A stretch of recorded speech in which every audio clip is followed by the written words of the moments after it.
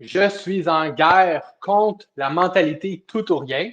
Mais avant de commencer la vidéo, je vais adresser deux choses importantes. La première, oui, je suis dans la salle de bricolage de mes enfants. Une espèce de petite guerre chez nous, savoir qui va s'installer de manière permanente dans cette pièce. Puis, ben, ils sont à l'école, alors tant pis pour eux autres, c'est moi pour l'instant. Puis la deuxième chose, 70% des gens qui regardent cette vidéo ne sont pas abonnés à la chaîne YouTube. S'il te plaît, si ça c'est toi, clique le bouton rouge en bas de vidéo. Ça nous aide vraiment plus que tu penses. Ben, c'est gratuit. C'est juste peser le bouton rouge, subscribe ou s'abonner en dessous. Puis merci d'avance pour celles qui le feront et celles qui l'ont déjà fait. Maintenant, entrons dans le vif du sujet.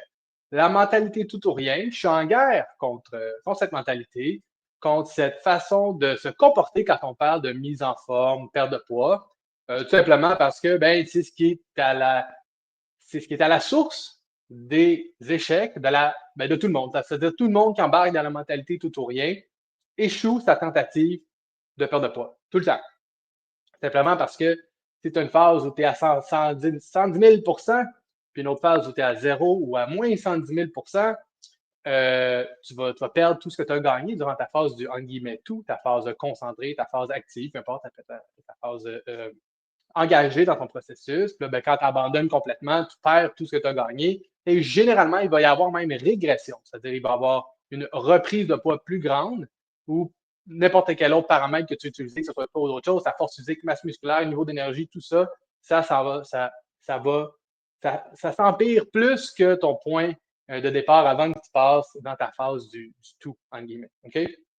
Donc, je suis en guerre contre cette mentalité-là. Puis, si tu me suis depuis plus que 15 secondes, tu sais que nous, on prend chez nous, chez Freedom Fitness, une approche, disons, équilibrée par rapport à ça, par rapport à la santé, la mise en forme, la perte de poids, le cas échéant, pour assurer des résultats durables à long terme. Mais qu'est-ce que ça veut dire, ça? Qu'est-ce que ça veut dire exactement équilibré? C'est ça le problème avec l'envers du tout ou rien. C'est ça, c'est ce qui est difficile quand on veut changer notre mindset par rapport à ça. Et nous, quand on veut aider les gens à changer leur mindset par rapport à ça, c'est qu'il n'y a pas de définition, disons, claire de ce que ça veut dire équilibré dans le contexte de mise en forme de perte de poids. Tout le monde a leur propre petite définition et la plupart du temps, il n'y en a juste pas. On veut juste pas être dans le tout ou rien. On veut pas être dans la restriction, mais en même temps, on comprend que si on ne fait pas des choix ou des sacrifices, on n'obtiendra pas de résultats naturellement. Mais là, on ne veut pas être trop dans le sacrifice, puis on veut du plaisir aussi, mais on sait, fait que le bon. Fait que c'est quoi équilibrer là-dedans? Là, ça devient encore plus mêlant pour les gens qui nous suivent ou qui me suivent depuis un certain moment, parce que je suis d'une part en faveur d'une approche équilibrée, mais d'autre part, je parle souvent du concept d'avoir des non négociables ou des règles qui ne sont jamais brisées par rapport à notre processus. Ça peut être ton heure de coucher, ça peut être certaines cibles nutritionnelles, ça peut être certaines cibles d'activité physique, ça peut être d'avoir des conversations. C'est-à-dire, il y a certaines règles. C'est-à-dire, nous, ce que moi je mets de l'avant, c'est d'avoir certaines règles qu'on ne brise jamais ou de manière extrêmement exceptionnelle. OK? Fait comment est-ce qu'on réconcilie ces deux choses-là? Comment est-ce qu'on peut, d'une part, parler d'équilibre, mais en même temps d'être intraitable sur certaines choses? OK? Il me semble que ça fait très restriction, ça, Seb, d'être euh, super rigide sur certaines choses. La raison est simple, en fait. Ce mariage-là, comment il se fait? C'est que quand on définit équilibré, ça ne veut pas dire tout faire à moitié ou à 80% même. C'est pas ça que ça veut dire être équilibré. Ça veut pas dire te coucher à la bonne, pas de bonne heure, mais à la bonne heure pour toi, parce que bon, tout le monde a des horaires différents. Fait que te coucher à l'heure qui est raisonnable pour toi, 5-6 jours par semaine. Ce n'est pas atteindre ta cible de protéines 4-5 jours par semaine. C'est pas respecter ta cible de boissons alcoolisées hebdomadaires 3 semaines sur 4. C'est pas t'entraîner 3 fois par semaine, 3 semaines sur 4, c'est 3 semaines par mois, puis l'autre semaine, 0 fois, à moins que tu es malade, naturellement, à moins que des empêchements physiques, là, mais je veux dire, c'est pas tout faire un peu. C'est même pas tout faire correct. L'équilibre, c'est seulement bien faire, c'est très bien faire quelques petites choses et complètement laisser faire les autres paramètres qui sont complètement insignifiants dans notre santé. Parce que ce qui arrive, dans un cadre si on parle de la mentalité tout ou rien, les gens, ils se mettent à 100% dans tout. Dans tout. Chaque petite chose, ils vont être à 100% dedans. Fait qu'ils vont être à 100% dans leur gramme de protéines, ils vont être à 100% dans leur heure de coucher, ils vont être à 100% pour l'alcool, puis la bouffe, puis l'entraînement, ils vont y aller au bout, ils vont se dédier à 100%. Chaque séance, ça va être jusqu'à l'échec total. Ils coulent, ils drippent de sueur complètement, ils sont complètement détrempés, je veux dire, à la fin de leur entraînement. Fait qu'ils sont à 100% dans chaque affaire. Ce que les gens ne se rendent pas compte, si on leur explique pas, c'est que être à 100% dans chaque chose, ça prend à peu près la même énergie parce que c'est pas tant d'énergie physique. Oui, dans le cas de l'entraînement, mais pour tout ce qui est le reste, c'est surtout de l'énergie mentale. C'est-à-dire, c'est de la concentration, c'est de l'attention. Tu peux appeler ça de la volonté, de la discipline. Pour toutes sortes de raisons, moi, que j'ai expliqué dans une vidéo, moi, je ne suis pas trop là-dessus. Mais c'est une notion d'attention. OK? Donc, ton attention est à 100% dans chaque affaire.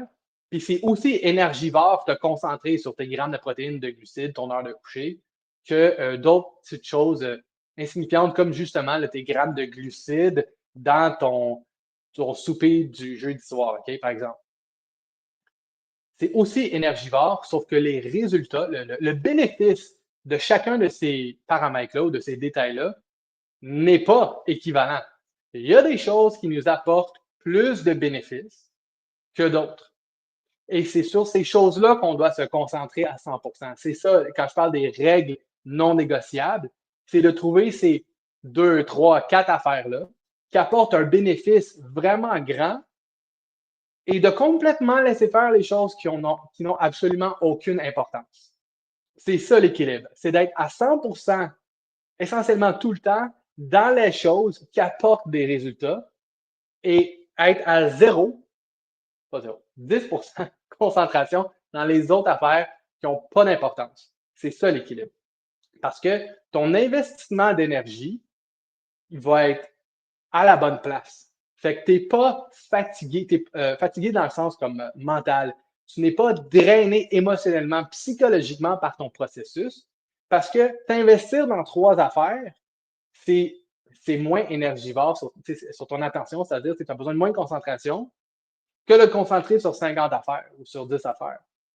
Mais tu choisis les 2, 3, 4 affaires qui auront le plus gros impact sur ton processus, sur tes objectifs à long terme, puis tu mets le reste complètement de côté. Donc, tu ne fais pas tout à moitié. Tu fais 2 à 4 affaires parfaitement, puis tu laisses faire le reste complètement. OK? Fait concrètement, qu'est-ce que ça veut dire, ça? Ce que ça veut dire, c'est, par exemple, ton heure de coucher, là, ton heure de coucher, c'est-à-dire tes heures de sommeil. Donc, c'est rare que les gens se lèvent plus tôt qu'ils ont besoin, mais ils vont se coucher plus tard qu'ils devraient. C'est pour ça que le paramètre pour le sommeil, c'est plus ton heure de coucher que tes heures de sommeil. C'est l'heure à laquelle tu te couches. Ça, c'est de loin la chose qui a le plus d'impact sur toutes les autres variables. Parce que au-delà de la santé physique, qui naturellement est incroyablement, c'est pas une phrase ça, qui a énormément d'impact sur sur ta santé, sur tes, voyons, sur risque de maladie à long terme, etc. Le fait d'être bien reposé, ça te permet de prendre les meilleures décisions. Fait que d'être bien reposé, ça de te coucher à une heure qui a du sens par rapport à l'heure à laquelle tu te lèves, pour toi, pour le genre de travail que tu as et tes obligations dans ta vie, etc. Être bien reposé, c'est sur quoi tout le reste repose, justement. Ta capacité à prendre des bonnes décisions alimentaires, ta capacité à dire non merci, ta capacité à aller t'entraîner puis à donner un effort substantiel. Puis là, je ne veux pas dire que tu sois 100% tout le temps, mais il faut que tu forces quand tu t'entraînes, il faut que tu le fasses. OK? Ça repose sur le sommeil. Donc, ton heure de coucher, c'est un non négociable 7 jours par semaine. Pas 5, pas 6, 7 jours par semaine. Là, je comprends, il y a des occasions, il y a le réveillon, il y a la fête de ton chum, il y a ci, puis il y a ça. C'est correct. C'est juste que ça ne peut pas être toutes les semaines. Puis, en passant, ne m'en voulez pas, c'est pas moi qui fais les règles. Okay? C'est juste, c'est comme ça. Si tu dors, là, naturellement, je ne parle pas de la minute près. Tu peux te coucher 15 minutes plus tard, une journée sur 7. C'est juste que si d'habitude, tu te couches à 10 heures, puis là, un soir par semaine, tu te couches à 11h30, tu vas tout le temps être en mode rattrapage. Si le samedi, tu te couches à 11h30, ton dimanche, il ne sera pas bon, ta meal prep ne sera pas faite parce que tu n'auras pas d'énergie. Puis, à cause de ta meal prep ne sera pas faite, ça va te stresser lundi pour qu'est-ce que tu vas manger. Puis là, ça fait effet boule de neige. Puis c'est tout le temps à reprendre. Puis tu cours après ta queue constamment. Fait que ton heure de coucher, en dedans de 15 minutes, une demi-heure, OK? Mais une fois, un jour par semaine. Le reste, il y a pas, c'est pas moi qui décide, c'est comme ça. Tu ne peux pas négocier ton heure de sommeil. Tes heures totales de sommeil, donc tes heures de sommeil, ton heure de coucher. Ça, c'est un. Autre chose, naturellement, ton budget calorique hebdomadaire, c'est-à-dire, je suis pas en train de dire qu'il faut que tu calcules tes calories chaque jour, tout le temps. C'est pas ça le but. C'est pas ça le but. C'est juste que si tu n'as pas certaines cibles alimentaires que tu respectes sur une semaine, parce que là, ça, c'est pas comme les heures de coucher. C'est-à-dire, tu as du jeu, tu peux te laisser avoir un peu plus de jeu le vendredi ou le samedi soir, pourvu que le reste de ta semaine est bien pas nécessairement calculé, mais planifié. C'est-à-dire, justement, ça prend un plan. Il faut que tu saches ce que tu fais d'avance. Fait que, juste globalement, avoir une alimentation sur 7 jours qui respecte tes objectifs, qui est aligné avec tes objectifs à long terme. Ça ne se négocie pas. Mais les grammes de glucides, c'est pas important. Les grammes de protéines, c'est important, oui, mais pas au gramme près. C'est-à-dire, si tu as assez de protéines pour faire un chiffron, c'est 100 grammes par jour, par exemple, ben, si c'est 87 une journée, c'est pas grave. Ça ne va pas détruire ton processus. OK? C'est juste que si ta cible, c'est 100, tu es toujours en bas de 90, mais là, c'est là que tu vas avoir des problèmes. Quand je parle de bien faire les choses, ça, c'est un exemple. Fait que ton alimentation sur 7 jours, sur le planning de 7 jours, soit alignée avec tes objectifs. Puis pour ça, tu n'auras pas le choix de le planifier. Si tu décides chaque soir, OK, là, qu'est-ce que je mange? C'est sûr, sur 7 jours, ça ne sera pas aligné avec tes objectifs. Il y a peu de chances que si tu dois réfléchir à ce que tu vas souper là, à 1 heure de préavis, disons, 7 jours par semaine, c'est sûr que ça ne fonctionnera pas. Ça prend de la planète. Fait que ça, c'est une autre règle non négociable pour moi. En tout cas, peut-être, si ce n'est pas un enjeu pour toi, ça sera autre chose. Puis l'autre chose, naturellement, au niveau de l'activité physique, c'est plus important de respecter un minimum de séances de mouvement, disons comme ça, que ce soit des marches ou d'entraînement. Naturellement, c'est mieux si tu as les deux, mais c'est-à-dire ça prend un minimum auquel tu t'engages qui est non négociable. Fait qu'une certaine, comment je veux dire, un nombre d'heures de marche dans ta semaine, puis un nombre un nombre d'heures d'entraînement dans ta semaine. C'est moins important, quelles sont ces cibles-là, que le fait de les respecter. Un minimum non négociable. Parce que c'est plus important d'avoir 2 entraînements par semaine pendant 1 an, toutes les semaines, ou essentiellement toutes les semaines, à part ça que tu es malade, on se comprend. C'est plus important ça. Ça a plus d'impact ça à long terme que de t'entraîner 3 fois par semaine, 2 semaines et demie par mois. OK? Je vais répéter ça. C'est plus important avoir un minimum qui est toujours respecté, puis que des fois, là, cette semaine, c'est 3 au lieu de 2, mais si c'est 2, c'est que ça soit tout le temps 2 minimum, peu importe. Puis là, il y a des semaines, c'est 3, puis il y a des semaines où en mai, tu te sens bien, puis là, tu as de l'énergie, puis là, c'est 4 cette semaine-là, c'est parfait, ça. Sauf que ton minimum, c'est 2, puis ça, c'est non négociable. Ça, les bénéfices de ça à long terme sont extraordinaires, OK? Dans le sens propre du mot, extraordinaire, c'est-à-dire hors de l'ordinaire. Si tout le monde faisait ça, on n'aurait pas les problèmes de santé à l'échelle sociétale, publique qu'on a en ce moment. Fait que ça, naturellement, c'est les 3 règles, c'est ce que je parle dans mon livre, puis c'est ce qu'on met de l'avant, puis c'est ce que j'arrête pas de dire tout le temps. Sauf que vous remarquez que ces 3 sphères-là d'intervention, fait que le sommeil, l'activité physique, puis l'alimentation, après ça, peuvent être subdivisées en toutes sortes de choses, à l'infini. C'est-à-dire, c'est quoi ma fréquence cardiaque maximale à l'entraînement, c'est quoi mes grammes de glucides ou de lipides, ou est-ce que je mange les bons légumes, les bons féculents, puis ça, c'est la bonne couleur, ça, c'est pas la bonne couleur. Ben, je ne te parle pas d'allergie, naturellement. Ça, des allergies, je mange pas de cette affaire-là, mais globalement, ce que tu manges, si tu restes à l'intérieur des balises connues, comme mange plein de légumes, puis mange pas full transformé, puis évite le sucre ajouté, puis la friture, les choses que tout le monde sait, juste globalement, si tu manges d'une façon qui est si tu suis le guide alimentaire canadien à peu près, après ça, les subdivisions là, de j'ai-tu trop de grammes de glucides, ou ça, c'est un petit peu trop de gras saturé versus insaturé, puis c'est quoi le ratio des oméga 3, puis blablabla. Tout ça, là, ça, c'est inflammatoire ou super inflammatoire, mon microbiote, blablabla. Ça, c'est insignifiant. Tu n'en as pas besoin. Si tu veux les résultats à long terme, c'est pas nécessaire si tu respectes toutes les autres règles. Au niveau du sommeil, mettons, un détail insignifiant, ça serait est-ce que je lis 20 minutes ou 30 minutes? Est-ce que ma routine du sommeil est vraiment parfaite?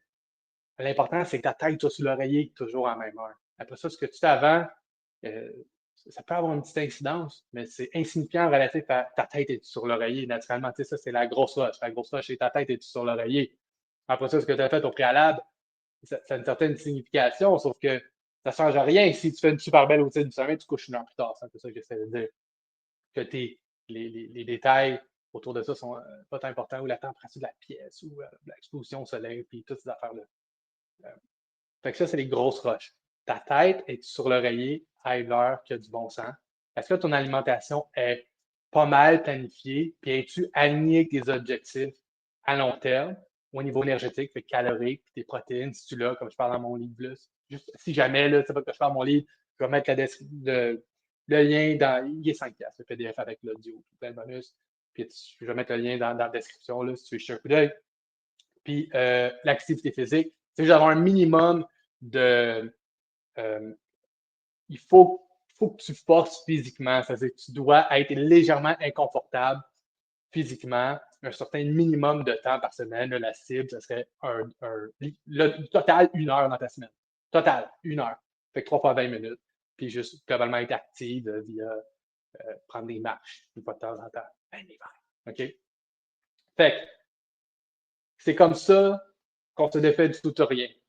Tu choisis une coupe d'affaires, tu les fais toujours quasi parfaitement, tu laisses faire le reste complètement. C'est ça l'équilibre. OK? Là, je l'ai défini. On se parle la prochaine.